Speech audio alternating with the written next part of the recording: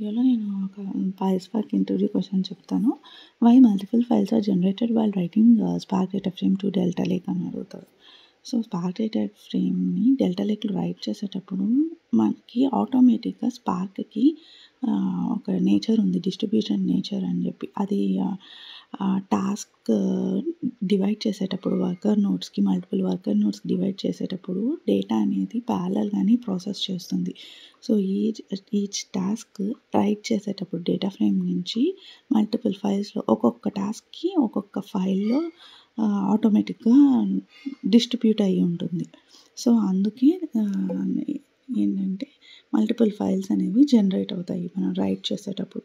So ఆ files అనేది దేని డిపెండ్ అపాన్ జనరేట్ అవుతాయంటే పార్టీషన్స్ బట్టి, మనం ఇచ్చే పార్టీషన్స్ కౌంట్ బట్టి ఆ మల్టిపుల్ ఫైల్స్ అనేవి జనరేట్ అవుతుంది.